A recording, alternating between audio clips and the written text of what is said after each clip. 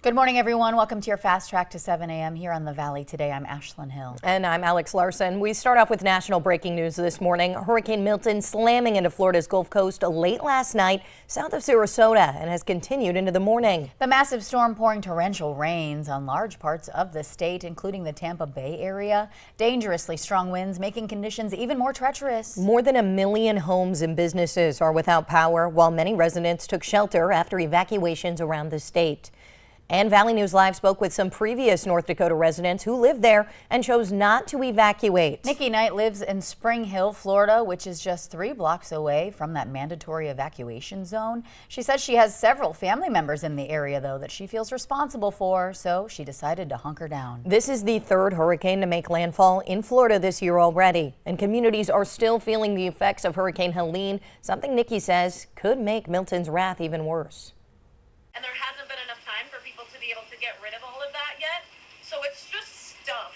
And the problem is if the winds get worse than what they are right now, like they're already bad, all of that stuff is going to be like thrown into people's windows, cars, like literally everything.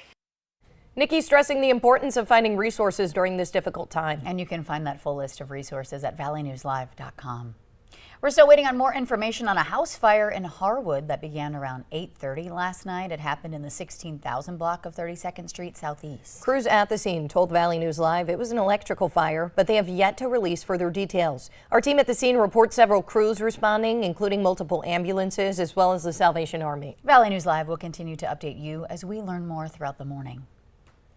In less than 1 week, a West Fargo man will now stand trial for murder. Spencer Moen is accused of beating his wife, Sonia Moen, to death. That happened in August of last year. Police say their 3 young children were home at the time. Valley News Team's Courtney Lockey shows us the fiery exchanges inside of a Cass County courtroom. These children were 5 years old when their mother was killed. And we witnessed parts of this event. Spencer Moen admitted to punching his wife Sonia in the face multiple times. He told officers Sonia fell asleep in the bathtub and was unresponsive when he went to wake her up the next morning. But before calling police, he brought their children to daycare. And if they were really concerned about the children's mental health, they wouldn't even bring them into this trial because they know they didn't say anything. The defense argues the children shouldn't be allowed to testify. Since their mother's murder, they've seen 2 therapists 36 times each. Questions were brought up about their competency and how it could impact them and the trial. And it makes him look guilty from the very beginning. It does not put a positive effect in the minds of the jurors about this man's innocence. Therapist established that the kids are able to communicate, to tell what happened from their perspective. They want to bring in all of this junk just to put in the minds of the jury that they did their jobs and Spencer is a bad man, so therefore you better not have any sympathy for him, only for the dead mother. For 90 minutes, the defense pushed for the children to not be allowed to testify against their father, eventually saying if they are to do so, it should be in person in the courtroom. You're not afraid of this man.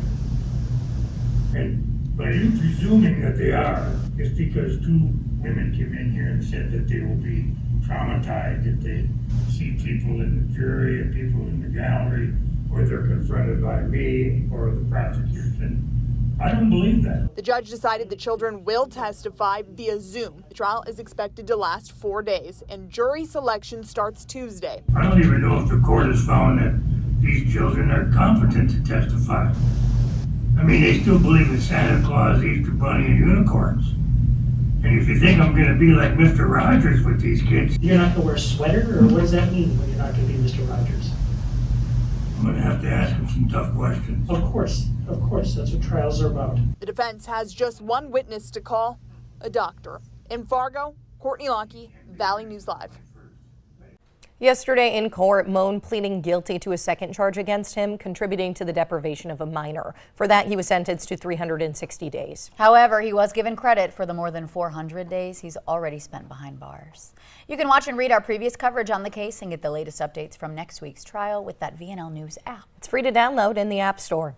And a Clay County grand jury has indicted the 18-year-old in connection to the death of 14-year-old Jalen Walker of Moorhead. Isaac Arndt was previously charged with second-degree murder with intent. On Tuesday, the grand jury brought back an indictment for first-degree murder with premeditation, as well as second-degree murder with intent. If he is convicted, he could spend life in prison.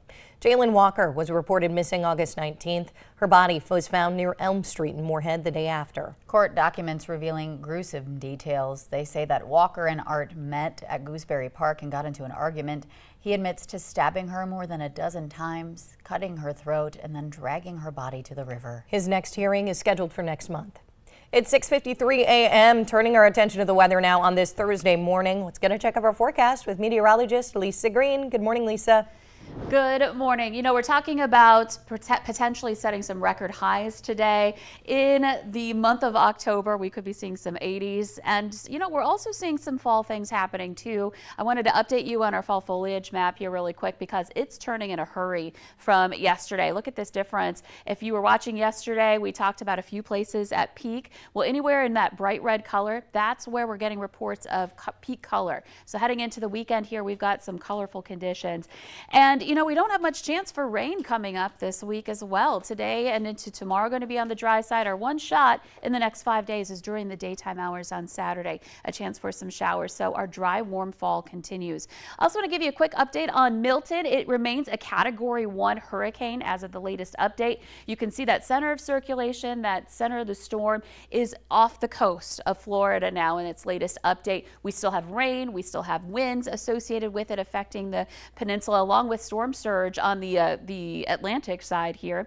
Max sustained winds at 85 miles per hour currently. So again, the storm's still influencing conditions in Florida, but it's on its way out. That's the good news here. And as we continue to head further into daybreak, we'll get a better picture of how the state fared last night. Here's a look at what we've got going on right now in the valley. It's quiet, it's clear. We'll expect to have some conditions that are going to be mild just to start the day. We're in the 40s and 50s out there, 53 in Fargo, 46 in Grand Forks. And, you know, if the kids don't mind being a little cool at the bus stop today, they may not want the jacket because look at this afternoon. We're going to be in the 70s to some 80s. A reminder, our record high for today, 86 degrees in Fargo. Our forecast is 85. And enjoy it if you like the warmer weather, because you can see by tomorrow we're going to be 20 degrees cooler, closer to averages for the month of October, but still it's going to be a big difference, and that continues into the weekend. Yeah, those high in the 50s, that hurts. Yeah, that's going to be tough, and pay attention to those morning lows. If you still got some plants going here this season, Monday and Tuesday morning could bring freezing temperatures. Wow. Yeah, not much longer. That's Thank right. you, Lisa. Well, this week is Emergency Nurses Week. The men and women in this department work in a fast-paced and sometimes unforgiving environment every single day. The Department of Veterans Affairs in Fargo takes this week, though, to honor the incredible work of their emergency nurses, thanking them for taking care of our veterans. The Valley Today's Tatum Miller is live at the Fargo VA with more information. Good morning. Good morning, ladies. That's right. We're continuing to talk about Emergency Nurses Week. We're right here at VA in Fargo, where they work one-on-one with our veterans, a lot of them also serving. This morning, I'm here with Shireen and Lori. Good morning. Good morning. Now, Shireen, I'm going to come to you first. Okay. Now, how can veterans get in touch with the VA if they haven't come here before?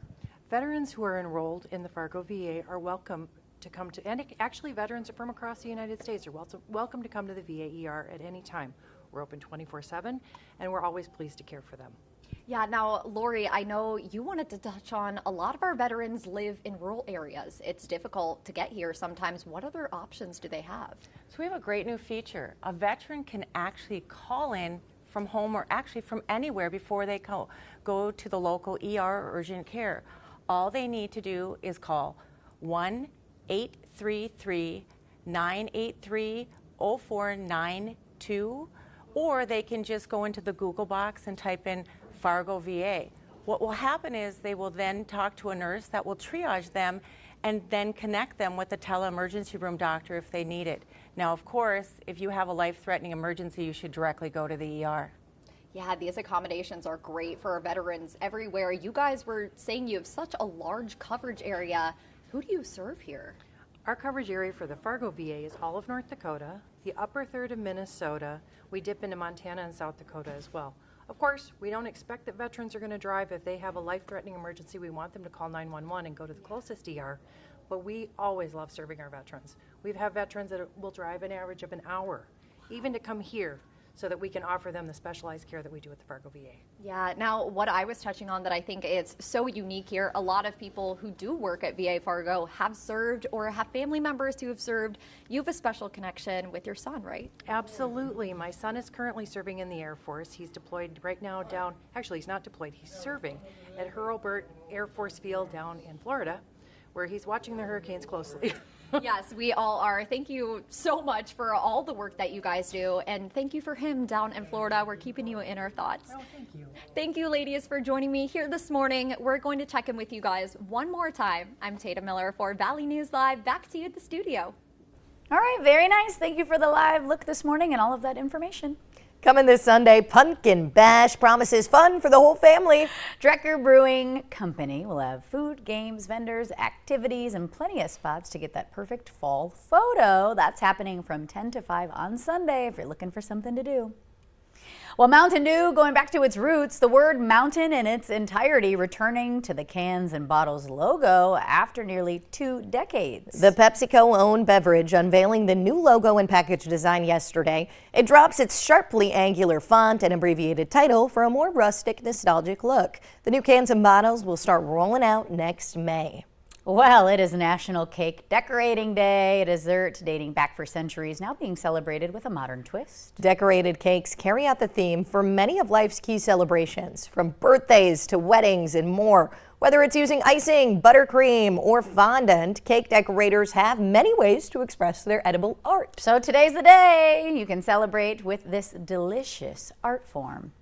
And we here on the Valley today have another reason to celebrate. It's our producer Jordan Redmond's birthday today. Yes, we want to wish her a very happy birthday from all of her friends here at Valley News Live. I love that. Go Jordy, happy birthday. Happy birthday, girly.